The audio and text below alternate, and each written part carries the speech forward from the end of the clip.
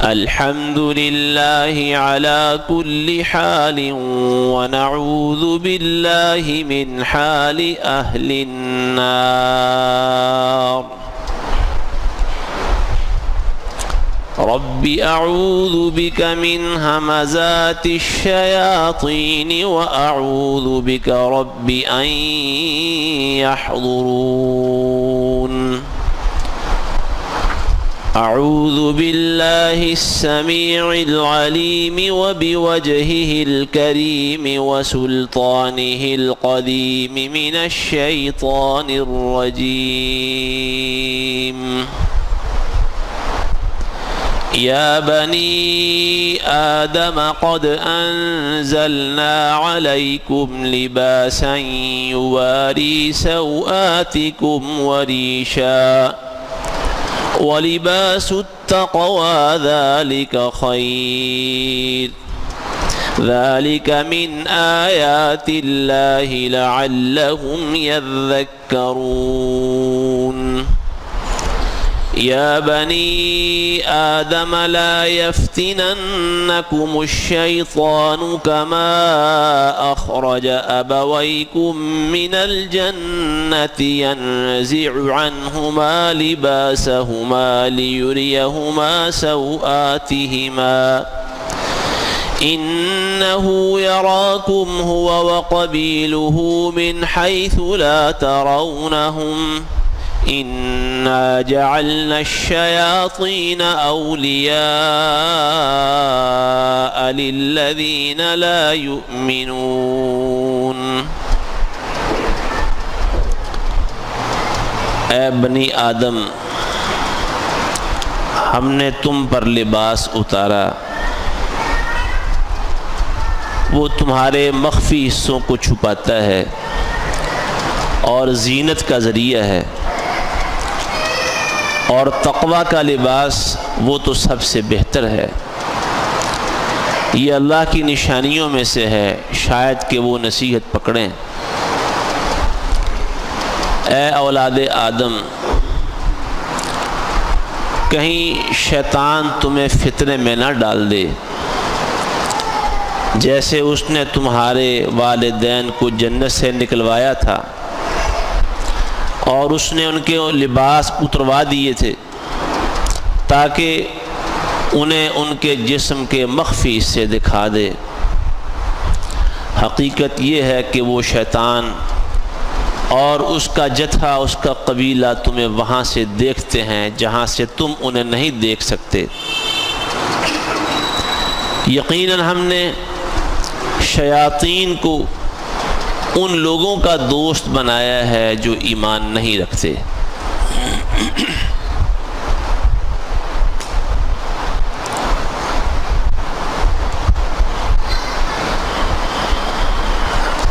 اللہ رب العزت نے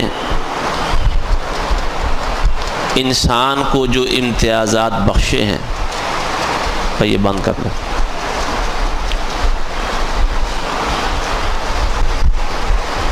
ان میں سے ایک امتیاز لباس ہے۔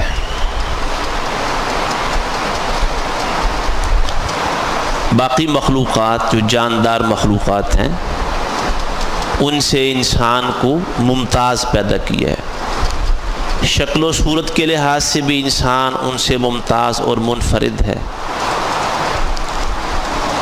انسان کا دماغ اور عقل اللہ نے اس کے جسم میں سب سے اوپر رکھا ہے۔ جب انسان چلتا ہے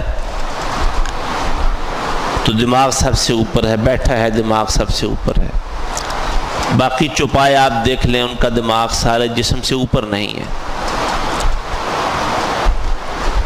انسان کو اللہ نے بولنے کی قوت اور صلاحیت دی ہے، حالانکہ جاندار مخلوقات کتنی ایسی ہیں، ان کی زبانیں ہم سے بڑی ہیں، لمبی لمبی زبانیں، بول نہیں سکتے۔ انسان کو اللہ نے قوت گویائی بخشی ہے، انسان کو اللہ نے شعور کی دولت عطا فرمائی ہے۔ اور اللہ نے قرآن مجید میں یہ بات فرمائی ہے سورہ بنی اسرائیل میں کہ وَلَقَدْ كَرَّمْنَا بَنِي آدم، ہم نے اولاد آدم کو بہت عزت بخشی ہے۔ وحملناہم فی البر والبحر، اور بر و بحر میں سواریوں کے جتنے ساز و سامان ہیں وہ انسانوں کے لیے پیدا کیے، سوار کیا ہے۔ خشکی کی سواریاں، سمندر کی سواریاں وہ انسانوں کے لیے۔ وَرَزَقْنَاهُم مِّنَ الطَّيِّبَاتِ، اور انسانوں کو ہم نے عمدہ رزق دیا ہے، ستھرا رزق۔ کھانے پینے کی جتنی چیزیں ہیں دیکھیں اکثر چھلکے والی ہیں، جو اصل چیز ہے وہ انسان کھاتا ہے، چھلکا جانور کھاتے ہیں۔ ستھرا رزق انسان کو دیا۔ وَفَضَّلْنَاهُمْ عَلَى كَثِيرٍ مِّمَّنْ خَلَقْنَا تَفْضِيلًا، اور اپنی مخلوقات میں سے بہت ساری مخلوقات پر انسان کو ہم نے بہت زیادہ مرتبہ اور فضیلت عطا فرمائی ہے۔ تو یہ فضیلت کی مختلف چیزیں ہیں۔ انسان کا وجود، ڈھانچہ، ساخت یہ باقی جانوروں سے منفرد اور مختلف ہے، بہتر ہے، خوبصورت ہے۔ انسان کو اللہ نے عقل اور شعور کی دولت سے مالا مال کیا ہے۔ حالانکہ یہ دماغ بھیجا پنجابی بھی جس کو کہتے ہیں دوسرے جانوروں میں ہے، انسانوں سے بڑا بڑا بھی ہے، لیکن شعور کی دولت انسان کو دی ہے۔ اگر انسان اپنے شعور، اپنے عقل کو صحیح استعمال کرے تو اللہ سبحانہ و تعالیٰ کی قسموں کا مصداق ہے یہ، والتین والزیتون وطور سینین وہذا البلد الامین لقد خلقنا الانسان فی احسن تقویم۔ اور اگر اپنا شعور، اپنے فیصلے، اپنی آنکھیں اور اپنے کان خاص طور پر انسان اللہ کے دین کی پہچان میں، اللہ کی نشانیوں کی پہچان میں، اللہ کی صفات کی معرفت میں کھپائے اور صرف کرے تو یہ احسن تقویم ہے، سب سے افضل ہے یہ۔ اور اگر شعور کی دولت ملنے کے باوجود، شعور دیا ہے اللہ نے، دماغ دیا ہے، اس کے باوجود اس کا استعمال صحیح نہیں ہے، آنکھیں ہیں لیکن اس چینل کا استعمال صحیح نہیں ہو رہا، کان ملے ہوئے ہیں، اس چینل کا غلط استعمال ہو رہا ہے، کانوں سے اللہ کے احکام، اللہ کی آیات، اللہ کا وعظ، اللہ کے نبی صلی اللہ علیہ وآلہ وسلم کی احادیث سننے کی بجائے ہیڈ فون لگے ہوئے ہیں، وہ گندی اور بازاری عورتوں کے بول سنتا ہے، اللہ کی نافرمانی والی باتیں اس کانوں سے جا رہی ہیں اندر، آنکھیں ہیں، اللہ نے غلاف بھی دیا ہے۔ سورہ بلد کی تفسیر میں، سورہ بلد میں ہے الم نجعل لہ عینین، کیا انسان کو ہم نے دو آنکھیں نہیں دی؟ تفسیر ابن کثیر میں ایک حدیث امام صاحب لائے ہیں، اللہ انسان سے کہتا ہے کہ اے انسان، ہم نے تمہیں آنکھیں دی ہیں تو غلاف بھی دیا، کور دیا ہے، تاکہ تم ان آنکھوں کے اس استعمال سے بچ سکو جس استعمال سے رب نے روکا ہوا ہے۔ کیا دیکھنا ہے، کیا نہیں دیکھنا، کہاں دیکھنا ہے، کہاں نہیں نظر پڑنی، اللہ نے واضح کر دیا ہے اپنے حبیب محمد صلی اللہ علیہ وآلہ وسلم کے ذریعے۔ تو جہاں نہیں دیکھنا، بچانے کے لیے اللہ نے غلاف دیا ہوا ہے۔ اگر تم نے اس غلاف کا استعمال نہیں کیا، یوں کہہ لیں کہ آنکھوں کا استعمال غلط ہو گیا ہے، کان ملے ہیں استعمال غلط ہے، آنکھیں ملی ہیں استعمال غلط ہے، دل دماغ دیا ہے استعمال صحیح نہیں ہو رہا، غلط راستوں پہ چل نکلا ہے، تو پھر یہ احسن تقویم نہیں ہے، یہ قسمیں اس کے لیے نہیں ہیں۔ پھر وہ کیا ہے؟ جب دماغ کا استعمال نہیں، شعور دیا ہے، کام میں نہیں لا رہا، آنکھیں، اور یہ دیکھیں یہ تینوں چیزوں کا، یہ شعور، دل انسان کا، آنکھیں اور کان، قرآن مجید کے بیشتر مقامات ہیں ان کا تینوں کا اکٹھا ذکر ہوا ہے۔ آپ سورہ الف لام میم سجدہ پڑھ لیں، سورہ ملک پڑھ لیں، سورہ مومنون پڑھ لیں، سورہ نحل پڑھ لیں، تینوں کا ذکر اکٹھا۔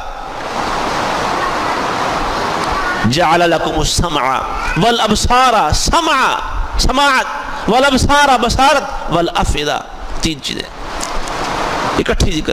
سورہ نحل میں اللہ فرماتا ہے اخرجکم من بطون امہاتکم لا تعلمون شیئا، اللہ نے تمہیں دنیا میں پیدا کیا شکم مادر سے، تمہیں کچھ نہیں آتا تھا، جانتے کچھ نہیں تھے، علم سے کورے خالی۔ وجعل لکم السمع والابصار والافئدۃ لعلکم تشکرون، اللہ نے علم حاصل کرنے کے لیے فرمایا تین ذریعے اور تین چینلز دیے ہیں، آنکھیں دی ہیں، کان دیے ہیں، دل دیے ہیں، لعلکم تشکرون، تاکہ تم اللہ کا شکر ادا کرو۔ تینوں کا ذکر اکٹھا۔ لیکن جب انسان ان تینوں کا استعمال غلط کر دے تو پھر صورتحال کیا ہے؟ دل غلط راستے پہ چل نکلا، آنکھوں کا استعمال غلط ہو گیا، کان بھی غلط راستے پہ چل نکلے، صراط مستقیم پر کوئی بھی نہیں ہے، تو پھر نتیجہ کیا ہے؟ وہ پہلی سورہ 3 کی آیات، وہاں کیا صورتحال؟ والتین والزیتون وطور سینین وہذا البلد الامین لقد خلقنا الانسان فی احسن تقویم۔ یہ احسن تقویم ہے، سارے جہانوں کا رب قسم اٹھا کر یہ بات فرماتا ہے۔ اور سورہ بنی اسرائیل میں وَلَقَدْ كَرَّمْنَا بَنِي آدم، بنی آدم کو، اولاد آدم کو ہم نے بہت عزت بخشی ہے۔ یہ عزت کا مصداق اور احسن تقویم کا مصداق کب ہوگا؟ جب ان 3 بنیادی اعضاء کا استعمال صحیح ہوگا، دل دماغ رب کی تعلیمات کے سانچے میں ڈھل جائے، آنکھیں اور کان ان کا تصرف اللہ اور اس کے رسول صلی اللہ علیہ وسلم کی ہدایات کے مطابق ہو۔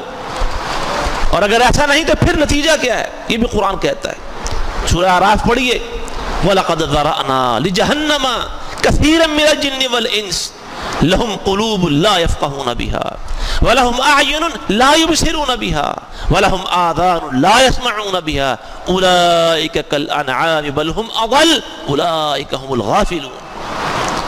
ہم نے بہت سارے جن اور انسان پیدا ہی جہنم کے لیے کیے، وہ جہنم کا ایندھن بنیں گے، وہ جہنم کا ایندھن بننے کے لیے پیدا ہوئے ہیں، لیکن وہ ہیں کون؟ کیسے لوگ ہیں؟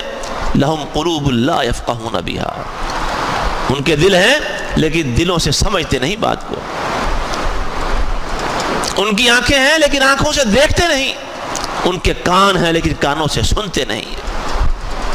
اولئک کالانعام، یہ لوگ جانوروں کی طرح ہیں، آنکھوں سے دیکھتے ہیں، آنکھیں دیکھتی ہیں لیکن دیکھنے کے باوجود نہیں دیکھتے، جیسے سورہ اعراف میں آگے چل کے ہی فرمایا تراہم ینظرون الیک وہم لا یبصرون، تم دیکھتے ہو اے میرے پیغمبر کہ وہ تمہیں دیکھ رہے ہیں، اللہ کے نبی کو دیکھ رہے ہیں صلی اللہ علیہ وآلہ وسلم، لیکن حقیقت میں تمہیں دیکھتے نہیں ہیں۔ دیکھنے والا کون ہے؟ رسول اللہ کو دیکھنے والے کون تھے؟ جنہوں نے حقیقت میں دیکھا، وہ عبداللہ بن ام مکتوم جیسے نابینا صحابی، وہ تھے دیکھنے والے، آنکھیں نہیں تھیں لیکن رسول اللہ کو دیکھ لیا دل کی آنکھوں سے۔ اور جنہوں نے نہیں دیکھا وہ دیکھ کر بھی نہیں دیکھا، فإنها لا تعمى الأبصار ولكن تعمى القلوب التي في الصدور، آنکھیں اندھی نہیں، ان کے دل اندھے ہو گئے۔ اے نبی تمہیں دیکھتے ہیں، تم دیکھ رہے ہو کہ تمہیں دیکھ رہے ہیں، وہ کیا پنجابی میں کہتے ہیں بٹر بٹر دیکھنا، دیکھ رہے ہیں، وہم لا یبصرون، لیکن دیکھتے نہیں ہیں۔ کیوں؟ تمہیں دیکھا اور تمہیں پہچانا ہی نہیں ہے کہ تم اللہ کے نبی ہو، تو کیا دیکھا تھا انہوں نے؟ جس نے دیکھا عبداللہ بن سلام رضی اللہ تعالی عنہ جیسے شخص نے دیکھا، مدینے آپ پہنچے، عبداللہ بن سلام جو تورات کے یہودیوں کے بڑے عالم تھے، نکلے گھر سے کہ میں بھی دیکھوں وہ جو نبوت کا دعوے دار آیا ہے وہ کون ہے۔ بس آ رہے تھے مجلس میں، سامنے اللہ کے نبی بیٹھے تھے صلی اللہ علیہ وسلم، جب نظر پڑی، ایک نظر پڑی تو دیکھتے ہی پہچان گئے، یہ تو وہ چہرہ ہے اس شخص کا جس شخص سے زندگی میں کبھی جھوٹ صادر ہی نہیں ہوا، یہ سچا چہرہ ہے، سچائی والا چہرہ، پہچان گئے دیکھتے، یہ دیکھنے والا، دیکھا تو پہچان گئے۔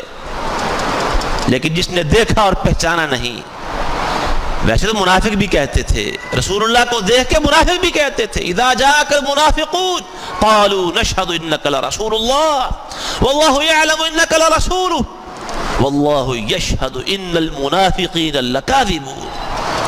منافق بھی کہتے تھے ہاں آپ اللہ کے رسول ہیں، ہم گواہی دیتے ہیں آپ اللہ کے رسول ہیں۔ اللہ فرماتا ہے اللہ جانتا ہے آپ اللہ کے رسول ہیں، لیکن اللہ گواہی دیتا ہے کہ منافق جھوٹے ہیں۔ کیوں؟ جو بات زبان سے کہہ رہے ہیں وہ ان کے دل میں نہیں ہے۔ تینوں چینلوں کو صحیح استعمال، آنکھیں بھی صحیح کام کریں، کان بھی صحیح استعمال کریں، دل اور دماغ بھی صحیح کام کریں، تو پھر کیا ہے؟ لَقَدْ خَلَقْنَا الْإِنسَانَ فِي أَحْسَنِ تَقْوِيمٍ۔ اور اگر چینل سارے بگڑ گئے، خراب ہو گئے، جو ان کے لیے آج کل اخباروں میں بھی آپ پڑھتے ہیں، یہ ہمارے چینل بنے ہوئے ٹی وی چینل جن کے لیے ضابطۂ اخلاق بنایا، پتہ نہیں کیا ضابطۂ اخلاق ہے، وہ ضابطۂ اخلاق کی پابندی.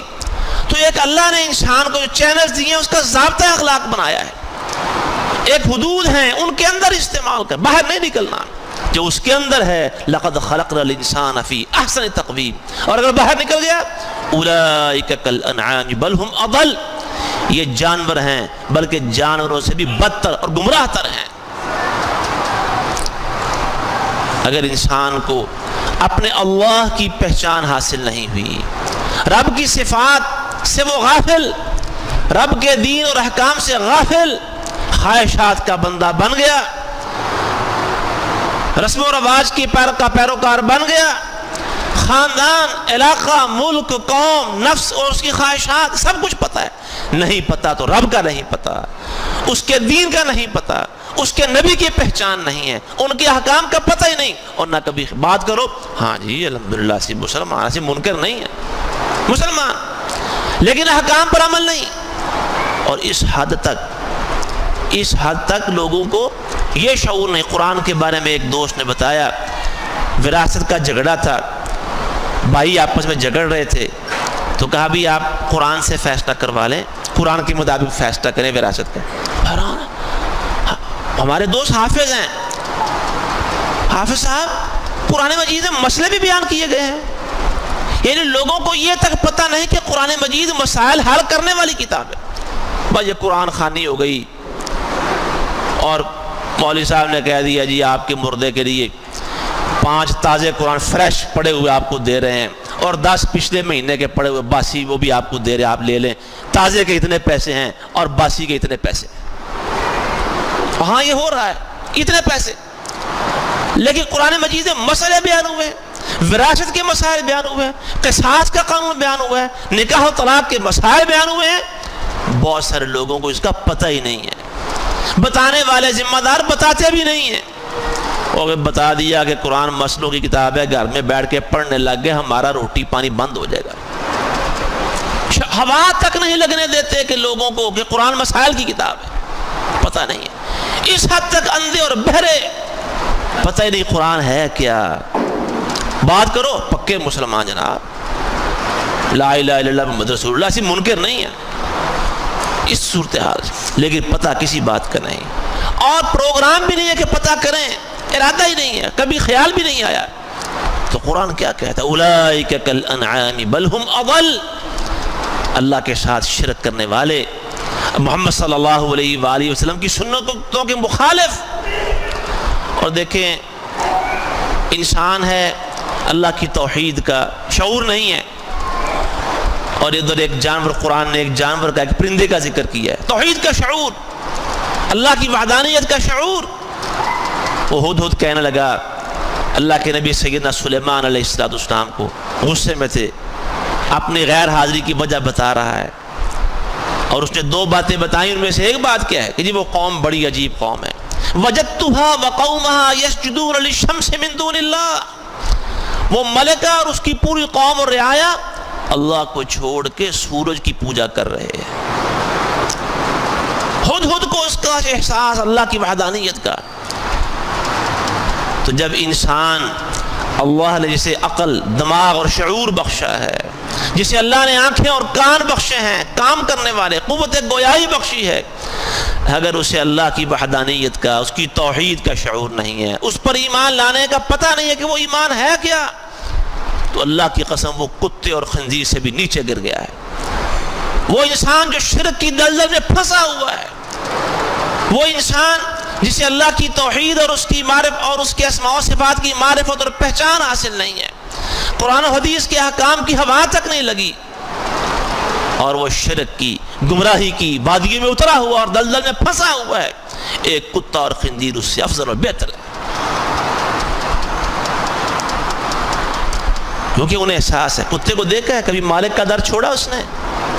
جو ایک دفعہ روٹی ڈال دے اسے پہچان ہو جاتی ہے کہ یہ مجھے روٹی ڈالتا ہے، اسے دیکھے گا، اس کے قدموں میں بیٹھے گا، اس کے پیچھے اپنی دم ہلاتا ہوا چلے گا. اور جو واقعی اس کا مالک ہو، اسے کھلاتا پلاتا ہو، وہ اس کی دہلیز کبھی نہیں چھوڑے گا، پہچان جائے گا کہ یہ میرا مالک ہے. انسان کو اس کا احساس نہ ہو کہ میرا مالک کون ہے، مجھے کھلاتا کون ہے، مجھے پلاتا کون ہے، میں مخلوق کس کی ہوں، میرا مالک کون ہے، سارے جہان کا مالک کون ہے۔ انسان کو پہچان نہیں ہے، کتے کو پہچان ہے، افضل کون ہوا پھر جس کو مالک کی پہچان ہے؟ تو پھر اللہ کیا کہتا ہے؟ قرآن یہ لوگوں کو بڑا پتہ ہے، اللہ نے انسان کی افضل ہونے کی قسم اٹھائی ہے۔ آگے پڑھو، ثم رددناہ اسفل سافلین، اور جب انسان اپنی حیثیت، اپنی ہستی، اپنے مرتبے اور مقام کو پہچانتا نہیں، جب اس سے وہ خود گرتا ہے۔ کیسے گرتا ہے؟ جب وہ رب کی پہچان سے انکار کر دے۔ اللہ فرماتے ہیں پھر ہم اسے نچلوں میں سے سب سے نیچے گرا دیتے ہیں۔ پھر تو بات ہو رہی تھی انسان کے امتیازات ہیں، اللہ نے مرتبہ بخشا ہے، اور ان امتیازات میں سے ایک امتیاز یہ بھی ہے کہ انسان کو اللہ نے لباس دی۔ یہ لباس یہ انسان کے امتیازات میں سے، باقی مخلوقات کے لیے لباس ہے نہیں ہے، یہ لباس انسان کو اللہ نے عطا فرمایا۔ کیا کرتا ہے یہ لباس؟ یواری سوآتکم، یہ تمہارے مخفی حصوں کو چھپاتا ہے، شرمگاہوں کو چھپانے والا لباس ہے۔ باقی جانور ایسے ہی چلے پھرتے ہیں، کوئی لباس نہیں، مخفی حصے کو ڈھانکنے چھپانے کا کوئی وہاں اصول اور طریقہ ہی نہیں ہے، یہ انسان کو اللہ نے عطا فرمایا ہے۔ وریشا، اور یہ زینت بھی ہے، لباس زینت بھی ہے۔ اور قرآن نے ایک اور جگہ پر ایک اور حوالے سے لباس اور زینت کا ذکر کیا ہے۔ یہ جو ازدواجی زندگی ہے، میاں بیوی، خامد اور اس کی بیوی، ان کی اجتماعی اور جو ازدواجی زندگی ہے، اس حوالے سے کیا فرمایا ہے؟ ہن لباس لکم وانتم لباس لہن، وہ بیویاں تمہارا لباس اور تم ان کا لباس ہو۔ اس سے اچھی ازدواجی زندگی کی اس سے خوبصورت تعبیر کوئی نہیں ہو سکتی۔ دونوں ایک دوسرے کا لباس، اور لباس کیا کرتا ہے؟ قرآن کیا ہے؟ لباس پردہ ڈالتا، چھپاتا ہے۔ دونوں ایک دوسرے کے راز کے محفوظ رکھنے والے، رازدان، راز جو اپنے کمرے کے راز ہیں، جو اپنے پرائیویٹ لائف کے راز ہیں، خفیہ باتیں باہر نہیں نکلیں گی، اپنے بیڈ روم کی باتیں بیڈ روم سے باہر نہیں جائیں گی، راز ہیں، وہ ایک دوسرے کے راز ہیں، رازدان ہیں۔ اور لباس کیا ہے؟ ریشہ، زینت کا ذریعہ، دونوں ایک دوسرے کی زینت ہیں۔ خامند کی زینت بیوی کے ساتھ، بیوی کی زینت خامند کے ساتھ۔ اللہ سبحانہ و تعالیٰ توفیق دے آج کے مسلمانوں کو کہ وہ ازدواجی زندگی کی حقیقت کو، اس کی خوبصورتی کو، اور اللہ نے اس میں جو اطمینان رکھا ہے، جو سکون رکھا ہے، اس کی حقیقت کو پہچان جائیں قرآن و حدیث کی روشنی میں۔ لباس، یہ لباس تمہارے مخفی حصوں کو چھپاتا ہے، اور یہ تمہاری زینت بھی ہے، خوبصورتی ہے اس کے اندر۔ کہ یہاں یہ بات یاد رکھنی چاہیے، مردوں کو بھی معلوم ہونا چاہیے کہ مردوں کے لیے رسول اللہ صلی اللہ علیہ وسلم نے لباس کی کیا حدود مقرر کی ہیں، اور اس میں کیا کیا پابندیاں ہیں۔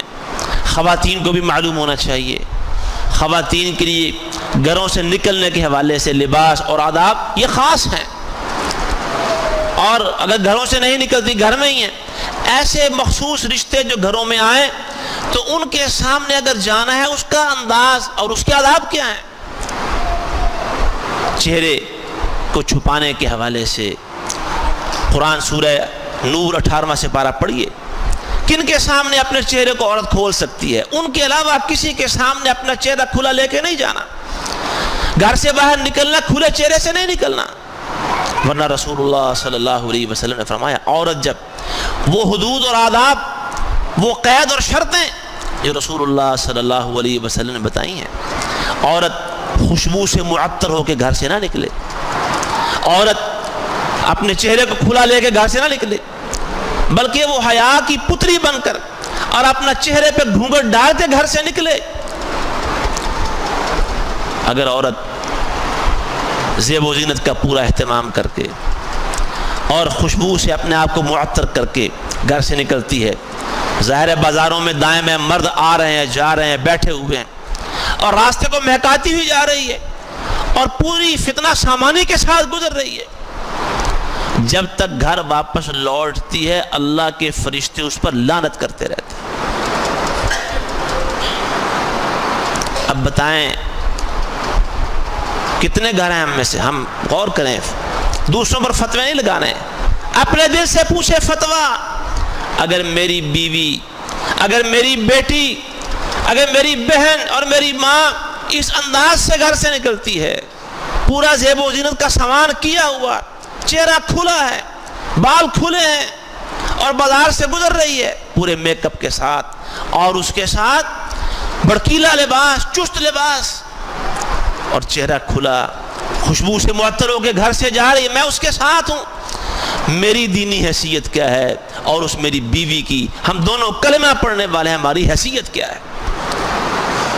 اس کو تو قرآن دیوس کہہ دی، بغیرت ہے یہ بغیرت آدمی جا رہا ہے، یہ دیوس ہے، رسول اللہ نے فرمایا دیوس ہے، بغیرت جا رہا ہے یہ. اور اس کے واپس آنے تک گھر تک اللہ کے فرشتے اس پر لعنتیں بھیجتے رہتے ہیں.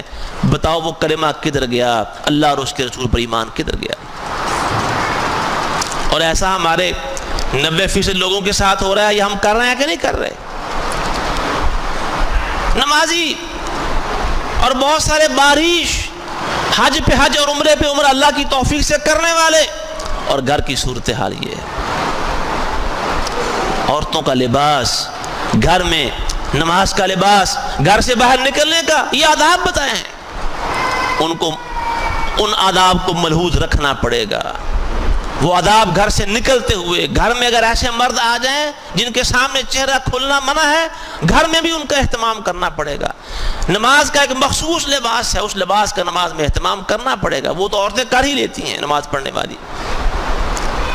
مردوں کے لیے بھی کچھ احکام. لباس ساتر ہونا چاہیے، ڈھانکنے والا، جسم کو چھپانے والا لباس.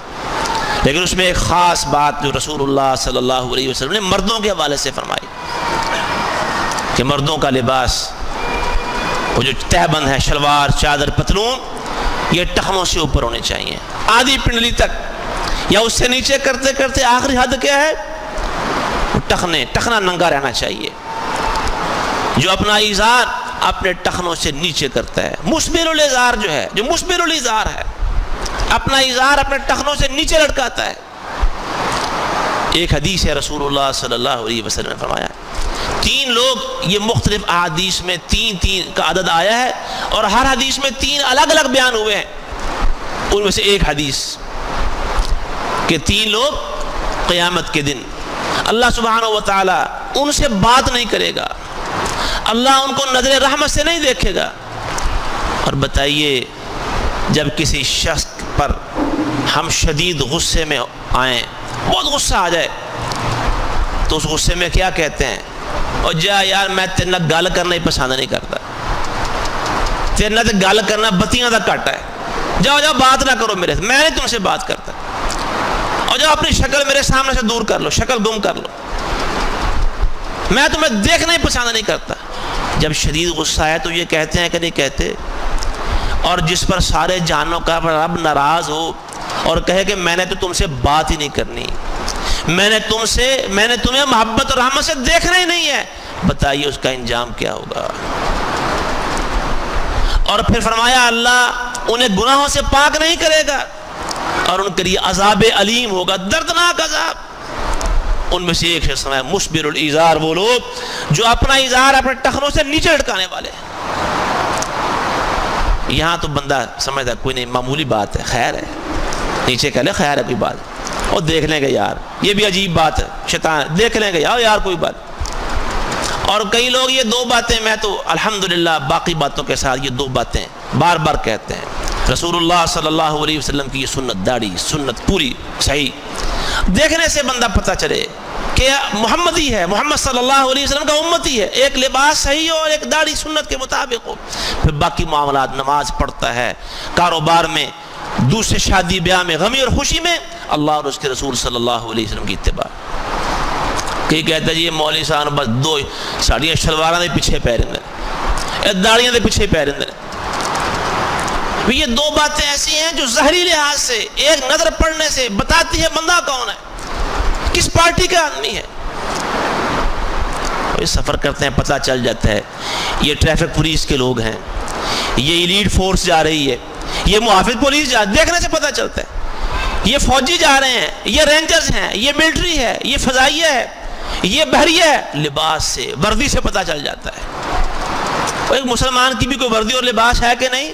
کوئی وضع قطع ہے کہ نہیں؟ کوئی ڈیزائن، اس کے بالوں کا ڈیزائن، اس کے چہرے کا ڈیزائن، اس کے لباس کا ڈیزائن، کہ بس وہی ڈیزائن ہے؟ کالج بنے ہوئے ہیں فیشن اینڈ ڈیزائن کے، ہماری لڑکیاں وہاں جا کے فیشن اینڈ ڈیزائن سیکھتی ہیں، وہ گیسوں کی آرائش کے طریقے سیکھتی ہیں اور اپنے آپ کو برہنہ کرنے کے طریقے سیکھتی ہیں، بس وہی فیشن اینڈ ڈیزائن ہے؟ ہمارے دین نے بھی ہمارے لیے فیشن اینڈ ڈیزائن کا اہتمام کیا ہے۔ مردوں کا اپنا ڈیزائن اور فیشن ہے، عورتوں کا اپنا ڈیزائن اور فیشن ہے۔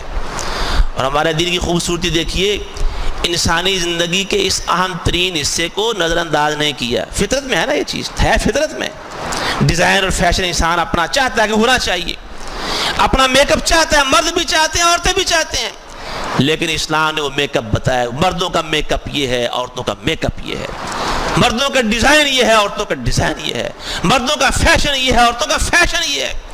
ہم مغرب کے پیچھے چل نکلے ہیں کہ وہ جو ڈیزائن فیشن وہ بتائیں گے، جو کالج وہ بنا کے دیں گے وہاں سے سیکھیں گے، محمد سے نہیں سیکھیں گے، قرآن سے نہیں سیکھیں گے۔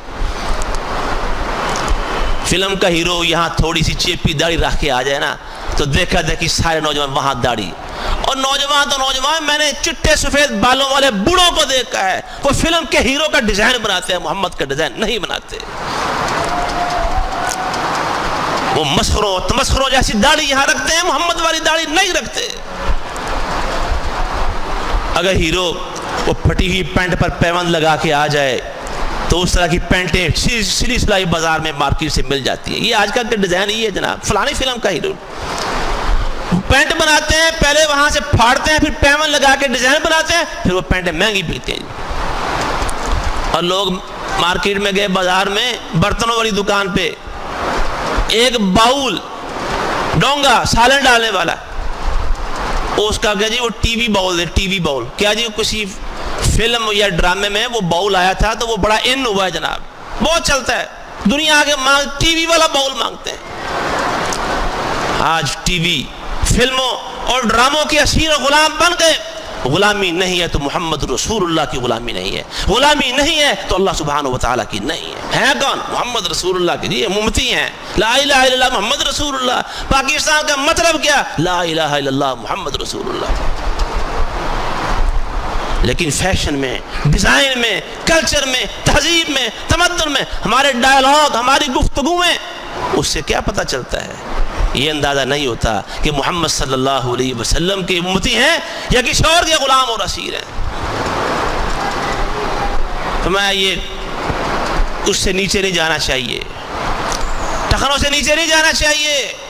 اگر چلا گیا فما اسفل، سنن نسائی کی روایت، فما اسفل الکعبین ففی النار، اور کس میں ہمت ہے جہنم کی آگ جھیلنے کی؟ کس میں ہمت ہے؟ بتائیں ذرا، کون ہے اتنا بہادر؟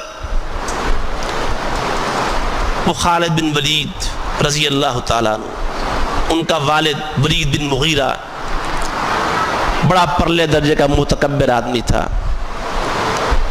اور ایک پہلوان تھا مکے میں، بڑا پہلوان تھا ایک اور، وہ 18 آدمیوں کا اکیلا مقابلہ کر، یہ بڑے دل کا اسی دیکھ لیں گے جہنم، ہم دیکھیں گے جہنم کو۔ ولید بن مغیرہ اور وہ پہلوان کہتے تھے فکر نہ کرو مکے والوں، ہم دیکھ لیں گے جہنم کو۔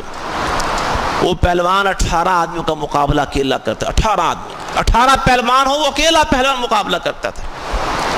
سورہ مدثر میں جب یہ آیت آئی کہ اللہ نے جہنم کے داروغے 19 فرشتے بنائے ہیں، علیہا 19 19 فرشتے،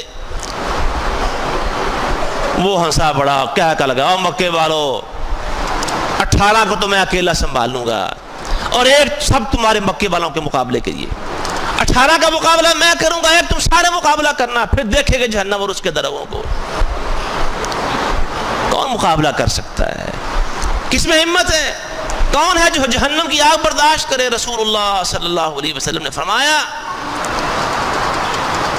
اللہ نے جب لمبی حدیث ہے 1000 پھر 1000 پھر 3000 سال تک جہنم کی آگ بھڑکائی اور خوب بھڑک گئی، دھواں کالے رنگ کا، اندھیرا ہی اندھیرا، وہاں کچھ نظر نہیں آتا انسانوں کو۔ تو جہنم نے اللہ کے آگے شکایت کی، صحیح بخاری میں حدیث ہے، شکایت کی، یا اللہ اتنی گرم ہو گئی ہوں کہ اب مجھ سے اپنا آپ خود سے برداشت نہیں ہو رہا، اور جو آگ اپنی گرمی آپ برداشت نہیں کر سکتی، میرے میں یا آپ میں سے کس میں ہمت ہے کہ برداشت کرے وہ؟ اور یہ شلوار کا معاملہ تم نے معمولی سمجھا ہوا ہے؟ بات محمد الرسول اللہ کی ہو جن کی صداقت پر اللہ قسمیں اٹھائے. من نجمی اذا ہوا ما ضل صاحبکم وما غوا وما ينطق عن الهوى ان هو الا وحی یوحی. محمد بات کرتے ہیں صلی اللہ علیہ وسلم تو وحی کی بات کرتے ہیں, اللہ کی بات کرتے ہیں. یہ اللہ کی بات ہے. جو اپنا تہمن شلوار ٹخنے سے نیچے کرے گا ففی النار, جہنم کی آگ میں ڈالا جائے گا. ہمت کریں جہنم کی آگ میں جانے کی, کس میں ہمت ہے؟ حضرات توبہ کر لیں. توبہ لباس اللہ کی نعمت ہے, انسانوں کا امتیاز ہے. اللہ نے انسان کو جن چیزوں سے ممتاز بنایا ان میں سے ایک لباس بھی ہے, لیکن اس کے لیے ہدایات ہیں, پابندیاں ہیں, شرائط ہیں, آداب ہیں, ضوابط. سیکھیے, اٹھائیے مشکات المصابیح, اٹھائیے صحیح بخاری, اٹھائیے صحیح مسلم سیاستہ کی کتابیں اٹھائیے, اور اس میں کتاب اللباس, لباس والے چیپٹر کھول کھول کے پڑھیے. اللہ کے نبی صلی اللہ علیہ وسلم نے لباس کے بارے میں کیا کیا ہدایت دی. اللہ محدثین کو جزائے خیر عطا فرمائے جنہوں نے وہ حدیثوں کی تبویب کر دی, کلاسیفیکیشن, اجزاء بنا دیے. طہارت کی حدیثیں الگ کر دیں, آداب زندگی والی حدیثیں الگ کر دیں, کھانے اور پینے والی حدیثیں الگ کر دیں, لباس والی حدیثیں الگ کر دیں, جہاد والی الگ کر دیں, اجزاء بنا دیے. پڑھیے لباس والی حدیثیں. امام بخاری کی رحمہ اللہ کی الادب المفرد اٹھائیے اور اس میں سے پڑھیے لباس والی حدیثیں. امام ترمذی کی رسول اللہ صلی اللہ علیہ وسلم کے شمائل, کہ آپ کے عادات و اطوار پر الگ ایک چھوٹی کتاب لکھی امام ترمذی نے شمائل کے نام سے. اس میں لباس والی, آپ کا لباس کیسا ہوتا تھا, نبی پاک کا لباس. اور تمہیں فلموں کے ہیرو ہیرنوں کے لباس کا پتہ ہے؟ محمد الرسول اللہ صلی اللہ علیہ وسلم جن کے بارے میں اللہ فرماتا ہے لقد کان لکم فی رسول اللہ اسوۃ حسنہ, جس ہستی کو اللہ نے اسوہ حسنہ قرار دیا, ماڈل آف ایکسیلنس, عمدگی کا سب سے اونچا نمونہ, اس سے اونچا نمونہ کوئی نہیں. اس کے لباس کا تمہیں پتہ نہیں ہے وہ کیسا لباس پہنتے تھے اور کیسا لباس انہوں نے پہننے کا حکم دیا ہے مردوں کو اور عورتوں کو. اللہ سے ڈر جائیں. اپنے بارے میں, اپنی بیویوں کے بارے میں بڑی محبت ہے بیویوں سے, اپنے آپ سے, اپنے بچوں سے بڑی محبت ہے. بچائیے اپنے آپ کو, بچائیے اپنی بیویوں کو, بچائیے اپنے بچوں کو جہنم کا ایندھن بچنے سے. کس باب میں؟ لباس کے باب میں مخالفت نہ کریں, نہ اللہ کی نہ اللہ کے رسول صلی اللہ علیہ وسلم, ورنہ جہنم انتظار کرے گی. اور جہنم ایسے لوگوں کو دیکھ کے وہ بے قابو ہوگی. قرآن میں اللہ نے فرمایا جہنم اپنے شکار لوگوں کو دیکھے گی تو بے قابو ہو جائے گی. اس جہنم سے اپنے آپ کو بچائیں. بات چھوٹی نظر آتی ہے, چھوٹی ہے شلوار تھوڑی سی, لیکن رسول اللہ صلی اللہ علیہ وسلم نے فرمایا کئی دفعہ ایک چھوٹا سا کلمہ بندہ زبان سے اللہ کی نافرمانی میرا نکالتا ہے اور سمجھتا ہے معمولی بات ہے. وہ ایک چھوٹا سا کلمہ انسان کو جہنم میں 70 سال نیچے گراتا رہے گا, 70 سال گرتا جائے گا اور جہنم کی تہ میں جا گرے گا. ایک بات زبان سے نکلی ہوئی, اللہ اور اس کے رسول کی بات معمولی نہیں. تو بات کیا کر رہے تھے؟ انشاءاللہ اس موضوع کو آئندہ مکمل کریں گے. لباس یہ انسان کا امتیاز ہے, لیکن اس کے بارے میں ہدایات ہیں, آداب ہیں, شرائط ہیں, ضوابط اور قوانین ہیں. انہیں سیکھنے کی ضرورت ہے, ان کی پابندی کی ضرورت ہے. اللہ سبحانہ و تعالی ہمیں اس کی توفیق عطا فرمائے. وآخر دعوانا الحمدللہ رب العالمین.